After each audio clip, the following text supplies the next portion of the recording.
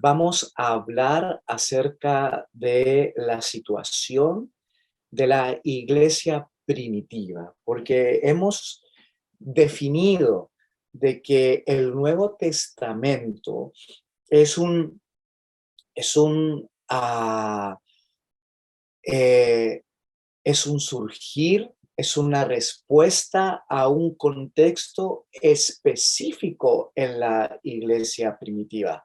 Ahora, nosotros debemos de hacer la distinción, y hagan esta distinción para los que están tomando nota, por favor. Porque la primera distinción, una cosa es que las cartas y los escritos del Nuevo Testamento hayan surgido, ¿no?, en la segunda mitad del segundo siglo de la era cristiana, por más que tal vez Primera Tesalonicenses, Gálatas o incluso el mismo Marco podría estar alrededor del año 47, 49, ¿no? Pero las cartas o los escritos neotestamentarios nacen en la segunda mitad del primer siglo de la era cristiana y surgen por una necesidad pastoral, ¿no? Y es allí donde hacemos la distinción de epístola con carta, entendiendo que una epístola eh, en el lenguaje sociohistórico de la Roma del primer siglo, es un conjunto de ideas irrefutables, de mandamientos, de certezas, de leyes sociales, si se puede definir así. Una carta es una reacción a una situación específica. Por eso que pareciera ser que en muchos aspectos hay personas, ¿no?, que dicen el Nuevo Testamento se distorsiona cierto, o va en contra de sí mismo, porque en unas partes dice Pablo que no hay hombre o mujer, no hay judío o gentil, pero en otra parte Pablo dice la mujer cae en la congregación. Entonces, no es cierto que haya una incongruencia lineal y teológica. Lo que responde es que hay cierto diferentes necesidades, diferentes situaciones en cada una de estas comunidades de la iglesia primitiva. Entonces no hay una contradicción, sino que hay un contexto específico. Por un lado, y haciendo alusión al ejemplo de la mujer, por un lado, en una ciudad, la mujer está bien vista para que pueda hablar. En otra ciudad, las mujeres son, cierto, las que hablan son confundidas como sacerdotisas paganas. Entonces, por eso Pablo dice, no quiero que hablen en esa situación. Y es extremadamente difícil entender esto porque nosotros somos hijos del literalismo y hemos crecido entendiendo de que toda la Biblia es palabra de Dios irrefutable. Pero a esto, como su profesor, quiero añadirle de que sí, la Biblia es, es palabra de Dios irrefutable, pero como un conjunto que se ha de interpretar de forma colectiva, que se ha de interpretar en forma totalitaria. Yo no puedo tomar textos independientes, y yo creo que todos podemos estar de acuerdo con esto. No puedo tomar textos independientes y decir este texto independiente es palabra de Dios, incluso cuando se contradice al corazón del Evangelio, incluso cuando se contradice al centro teológico del mensaje de nuestro Señor Jesucristo. Entonces es allí donde yo debo entender de que la Biblia es palabra de Dios cuando se ha interpretado desde una forma general, desde un conjunto. ¿Ok? Así que yo quiero que vayan anotando estas cosas y sus preguntas. Todas las preguntas yo voy a dar espacio, como lo estamos grabando, no voy a dar espacio para las preguntas, voy a ir deteniéndome y voy a ir dando espacio para preguntas. Pero, y usted anote su pregunta, pero lo que quiero decir, y esto es obviamente materia de hermenéutica y de exégesis, ¿no?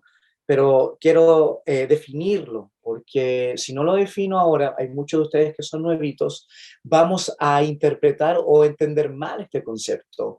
La Biblia es palabra de Dios en su conjunto, en su hermenéutica total, completa, pero yo no puedo adjudicar ley de Dios irrefutable a textos independientes, y lo vuelvo a repetir, que muchas veces van en contra del corazón del Evangelio, van en contra del corazón del Evangelio. Y es aquí donde en Latinoamérica necesitamos biblistas, hombres y mujeres que se acerquen a la Biblia entendiendo esto, porque si no, caemos en un literalismo que nos lleva a un fundamentalismo religioso intransferible, donde creemos que entre más intransigentes somos, entre más apegados al texto somos más espirituales, somos cierto más siervos y siervas de Dios, y por lo tanto tendremos éxito en el ministerio. Y no tiene que ver, no tiene que ver. Muchos de nosotros que hemos pecado tanto en nuestro pasado, ¿no? Nos sentimos tan culpables todavía por nuestros pecados, por nuestras malas decisiones, que lo único que queremos hacer es tratar ahora, ¿cierto?, de apaciguar nuestra conciencia, limpiarnos, muchas veces tener como un aseo psicológico en nuestra experiencia cristiana, y pasamos a ser nosotros los que casamos, ¿cierto?, a todos aquellos que están mal en mi perspectiva, y por lo tanto en este aseo psicológico donde yo me acerco a Dios pensando que todavía me puedo redimir a mí mismo, creo que si entre más intransigente soy en la Biblia, más literalista soy, más sigo la letra, letra por letra, punto por punto, más mis pecados del pasado van a ser perdonados, o más, ¿cierto?, mi ministerio tendrá éxito. Pero no se malentienda, nuestra salvación es por gracia y por fe, es algo que el Señor nos da. Pero muchas veces, ¿cierto?, se cree, especialmente en América Latina, que el literalismo nos hace ser más espirituales, nos hace ser más apegados a la Biblia, pero no, nos hace ser más apegados a un concepto de la Biblia, a un método hermenéutico de la Biblia, pero no necesariamente nos hace ser más apegados al Señor, ¿no? Tenemos que decirlo. Aquí en Estados Unidos, ¿no? Aquí uno puede leer, ¿cierto? Los autos de los cristianos, uno puede decir, yo creo en el rapto, porque aparece la palabra, ¿cierto? Seremos, ¿cierto?, arrebatados, y al mismo tiempo dice, ¿cierto?, vivan las armas, vivan las pistolas y vivan las metralletas. O sea, hay gente que cae en el literalismo en cierto grado. El problema es que si tú interpretas una cosa literal, tienes que interpretar todo literal. Y esa misma persona interpreta literal el libro de Josué o Jueces, donde el Señor le dice, tomen las armas y defiéndanse, o vayan y maten. Hay gente que cae en este juego, que yo lo encuentro que es un poco, es una manipulación un tanto diabólica, ¿no? Cuando tengo que ser literalista en una cosa, ¿y cómo responde a los otros textos? Tienes que ser congruente, ¿no? Si eres literalista en un aspecto, tienes que ser literalista en todos los aspectos. Y ahí uno puede decir, sí, pero hay sentido común en algunos casos. Claro que sí. El problema es que el sentido común no se usa para todos los textos. Entonces, ah, cuando nosotros entendemos esto, y lo vuelvo a repetir, cuando nosotros entendemos esto, vamos a pensar de que el Nuevo Testamento se puede mirar de diferentes formas. Pero volviendo al tema, ¿no? Cuando nosotros hablamos de los escritos, ¿cierto?, que fueron y que surgieron desde las cartas por un, ah, por un contexto específico, por una necesidad pastoral, incluso el libro de Apocalipsis, los que estuvieron con nosotros, ¿cierto?, en literatura juanina, incluso el Apocalipsis es una respuesta pastoral para 7 iglesias, ¿no?, en el Asia Menor, que estaban viviendo una persecución, pero muy fuerte. Incluso hasta los textos apocalípticos que tenemos en Mateo, en Judas, en Segunda de Pedro, tal vez en Tesalonicenses, segunda de Tesalonicenses, incluso también esos responden a un contexto específico y pastoral. Entonces, eso es lo que quiero que puedan anotar. En la segunda mitad del primer siglo de la era cristiana, las cartas, los escritos nacen desde una necesidad específica y pastoral. Cuando hablo de pastoral, estoy hablando de desafíos que la iglesia está viviendo y que los escritores, como pastores de esas iglesias, como personas encargadas de alimentarlas, de nutrirlas, de cuidarlas, de hacerlas crecer, entienden de que están viviendo desafíos y por lo tanto tienen que escribirles para guiarles, conducirles. A eso me refiero de desafío pastoral. Pero por otro lado, también cuando hablamos de escritos neotestamentarios, tenemos que hablar de canon neotestamentario. Y la palabra canon, ¿cierto? Viene, señor, de caña, de una caña de medir. Entonces tenemos que hablar de que también hay un contexto para construir un canon. ¿Qué quiere decir un canon? Un, un conjunto de libros inspirados y sagrados que nos sirvan para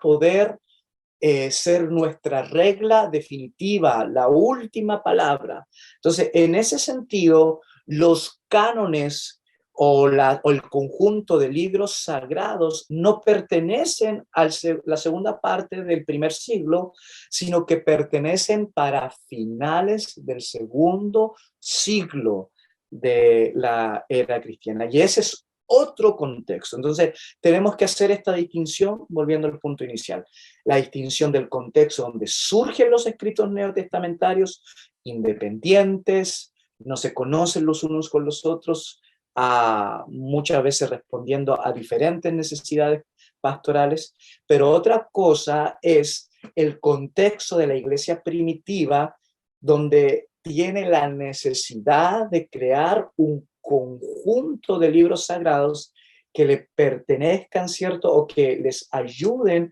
a poder tener una regla, una regla sagrada, una regla sagrada. Entonces, por un lado, y esto debía haberlo puesto, ¿no? en el PowerPoint, porque pareciera ser que hubiese sido mejor ilustrado, pero por un lado tenemos el surgimiento de los escritos neotestamentarios y por otro lado tenemos el contexto del surgimiento del canon neotestamentario, que son dos cosas independientes, no diferentes en el estricto rigor, pero independientes. Por un lado surgen por una necesidad pastoral, y por otro lado, los cánones del neotestamentario surgen por, también una respuesta pastoral, pero ya no, ¿cierto?, a persecuciones, sino a herejías, a diferentes puntos de vista, ¿cierto?, que se tiene de el Señor Jesús. Bien, esta es mi introducción para el día de hoy. Voy a aceptar 3 preguntas, por favor, o comentarios.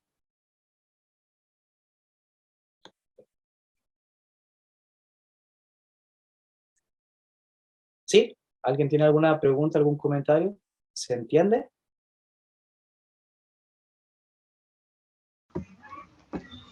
Profesor, Adelante, adelante. muy buenos días.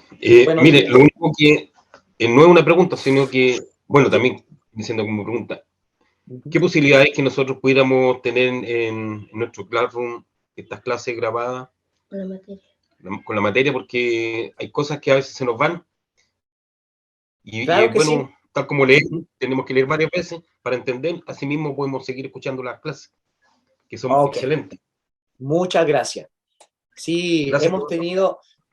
hemos tenido la necesidad, han habido algunas situaciones, pero con el tema del Zoom, por eso no se han grabado las clases, si se dan cuenta. Por eso ahora, yo hoy día pedí, ¿cierto?, el ser el anfitrión, porque yo la estoy grabando ahora desde mi computador. Así que esta clase está siendo grabada y yo se las voy a subir, ¿les parece? Y se las voy a mandar al Classroom. Bien, alguien más, yo necesito, hermanos, que me den alguna, algún comentario porque lo que les dije es algo serio, es sumamente importante. Ah, bien, tengo a Jorge, bien. Adelante, hermano Jorge. Sí, pastor. Mire, le escuché atentamente su comentario y me llama la atención, a ver, como estaba ordenando la pregunta porque la tenía delante y se me olvidó, no la puedo anotar porque estoy con la niña. Para buscar el orden. ¿Cómo podemos evitar a veces que el exceso de, ¿cómo se llama esto, pastor? De contextualización de la Biblia. Primero, no caigamos en que la Biblia fue escrita solamente para un contexto de esa época, porque mi apreciación, no digo que usted lo diga, no digo que sea su intención de decirlo, pero se estaría perdiendo el hecho de que la Biblia se puede aplicar el día de hoy. Esa es la primera pregunta, una contextualización no contextualización, sino una hiperexégesis, creo que el término correcto, donde solo se aplica que la palabra fue para una determinada iglesia, un determinado punto, es como caer en un literalismo muy profundo y en un determinado contexto. Esa es la primera pregunta. Y la otra pregunta que me llama la atención de su comentario, ojo, no es crítica, solo una consulta, que me provoca un poco de dudas. Ojo, estoy escuchando mal yo. Puede ser que dice que la palabra de la Biblia es palabra de Dios cuando se toma todo el contexto de los libros, sí, y no se saca un libro sin considerar el contexto. Porque en ese punto yo podría asumir, y a veces que he conversado con algunos teólogos, no digo que usted lo diga, no digo que usted sea reflexión, pero otros biblistas un poco más progresivos, no digo que usted lo sea, pero me han dicho que es como que la Biblia en ese sentido contiene la palabra de Dios y que no es la palabra de Dios en sí. Entonces, ¿cómo puedo, no sé si puedo cómo unir esos dos puntos? Ese es el primer punto. Pastor Amado, disculpe. No, esas son las preguntas que yo esperaba. Gracias. Perdone, pastor. Sí. Ahora, no sé, puedo chicar. Papá está en clase. Se posta, amor. Adelante. Ya, pastor, disculpe. Sí. ¿Eso era? Sí, pastor Amado. Ok. Bien, no, esas son las preguntas que yo esperaba en realidad. Muchas gracias. Entonces, sí, pastor, disculpe, pastor, que a mi pequeñita a veces le hablo porque le estamos enseñando varias lengüitas a la vez, entonces por eso. Y no se preocupe, pero lo único que quiero decirle es que esta clase va a quedar grabada y va a estar en YouTube. Entonces, si yo fuera usted, no tendría a mi pequeñita o con la cámara apagada, porque usted sabe que en YouTube hay mucha gente mala. Entonces, no quiero exponer a los bebés, a los niños. Pastor, Entonces... no se preocupe, pastor. Está con mi autorización. No tengo problema, pastor. De todas maneras, no se preocupe. Ruego al Señor que no pase nada en ese sentido. Entonces, el primer comentario que hace nuestro hermano Jorge es tremendo, ¿no? Porque cuando nosotros decimos que las cartas responden a un contexto del primer siglo, corremos el peligro, ¿no? De que la gente dice, bueno, entonces no es necesaria para nuestros días. Entonces, es aquí donde entra el tema de la hermenéutica, que no es el espíritu del curso, pero como el pastor Diego y yo somos los profesores del Nuevo Testamento, tenemos que, ¿cierto?, entrar en materia en este sentido, una hermenéutica neotestamentaria. No, hermano, la palabra del Señor tiene ese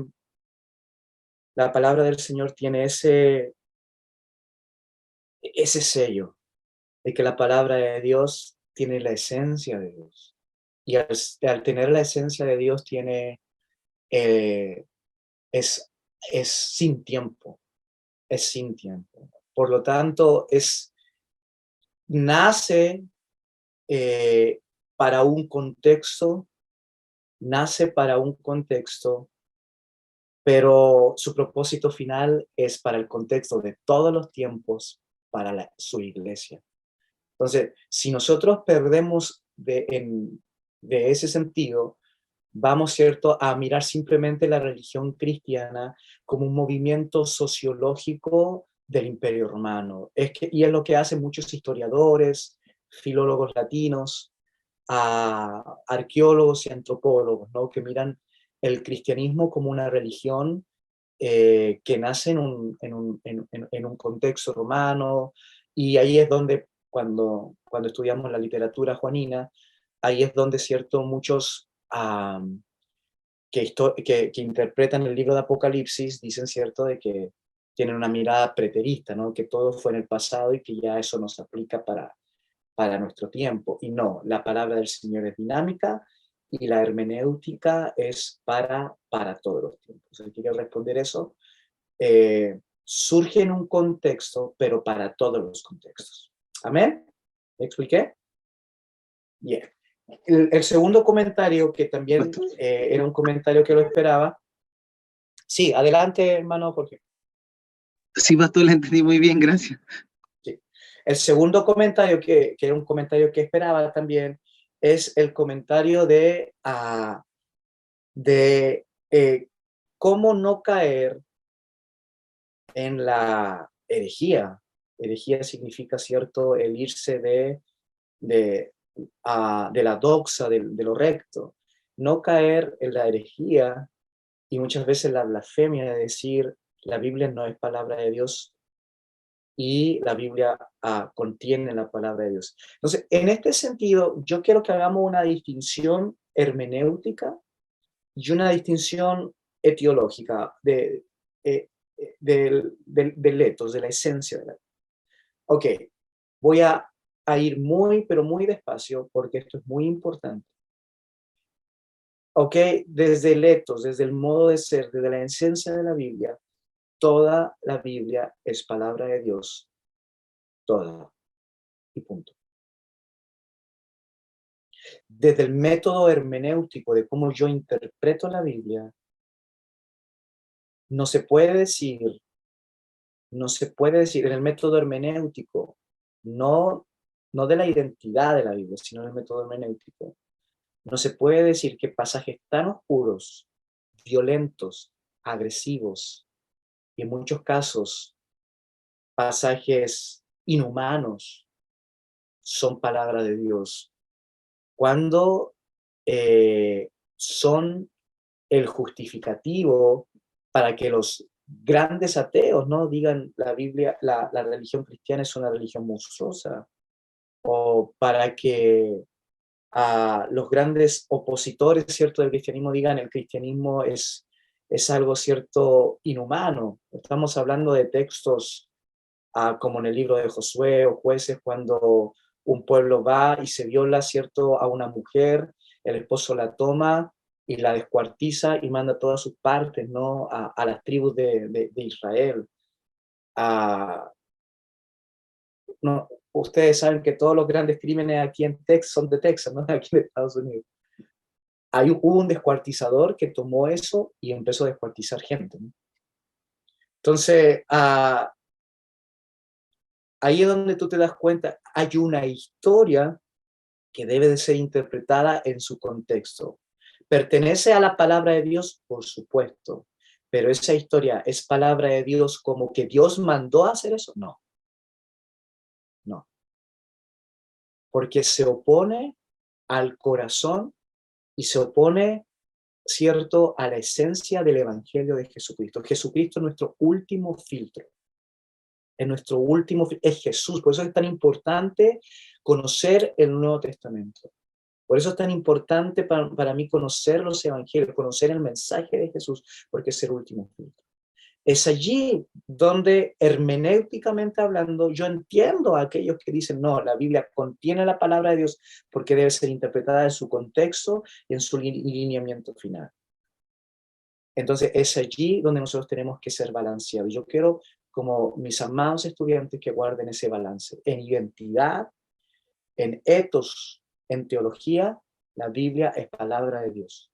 En hermenéutica y en exégesis, la Biblia contiene la palabra de Dios que debe ser interpretada a la luz del filtro final que se llama Jesús de Nazaret y su evangelio. ¿Sí?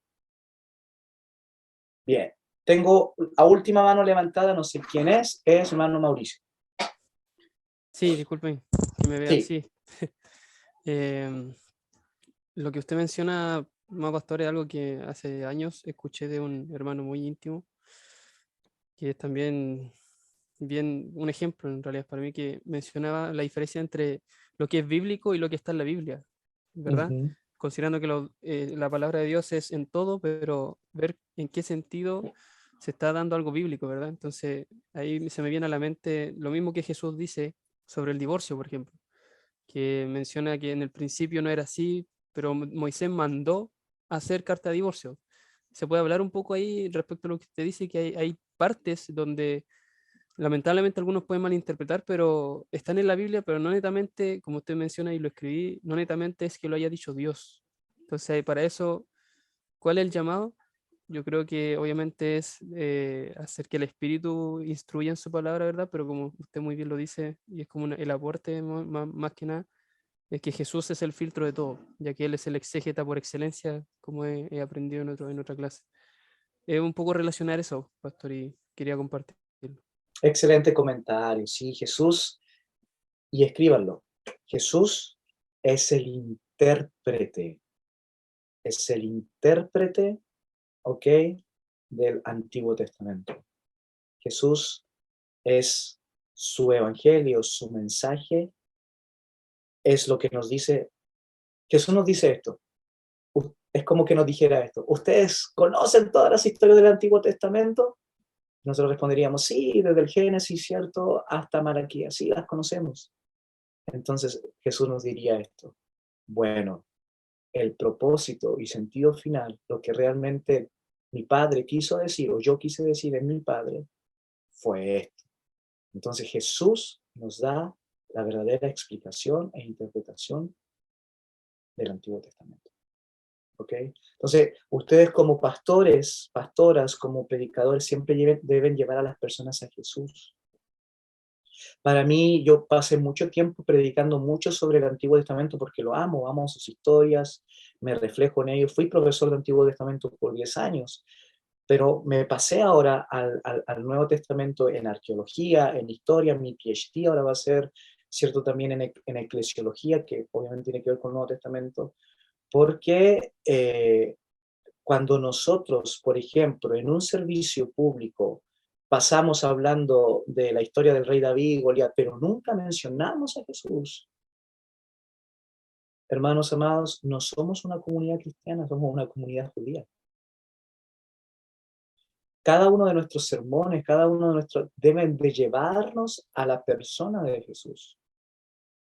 Entonces, por eso es que muchas veces hay ministerios que son más judíos que cristianos. Sociológicamente hablando, nuestra religión, no me digan, no, no somos religión, Jesús es vida, no, estoy hablando en el ámbito académico, sociológicamente hablando, nuestra religión se llama judeo-cristiana. Pero nosotros como ministros debemos siempre llevar a las personas hacia Jesús. Debemos siempre llevar a las personas. Nosotros no podemos perder una oportunidad en una prédica sin hacer una invitación de salvación, hermanos. Nosotros no podemos perder una oportunidad en una prédica sin llevar a la gente al arrepentimiento, al nuevo nacimiento, a tener una relación con Jesús. Entonces allí donde nosotros como teólogos, como académicos en este sentido,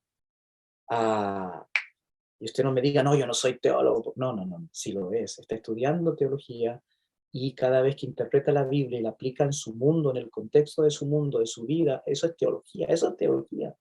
Muchas veces no queremos ser teólogos porque tenemos mala experiencia, que son muy fríos, que son muy, cierto, que matan el espíritu, o que no, no se confunda. Yo tengo un doctor en teología, pero hablo en lenguas, adoro 5 horas, oro días, ayuno días, y no me diga que no amo al Señor. No hay contraposición. No piense de que porque hay un ejemplo malo, todo va a ser malo. Usted es un teólogo y tiene que ser un teólogo bueno. Amén. Tiene que ser un teólogo bueno, un teólogo de excelencia. Entonces, en ese sentido, usted como teólogo tiene que llevar siempre el filtro. Por eso yo le aconsejo de que no, hermanos amados, de que por más que ustedes tengan un devocional y todo, les aconsejo de que manejen los sinópticos, el Evangelio de Juan, que manejen el Nuevo Testamento muchísimo mejor que el Antiguo Testamento. El Antiguo Testamento tienen que conocerlo, pero es el Nuevo Testamento su filtro, y su reino. ¿Okay?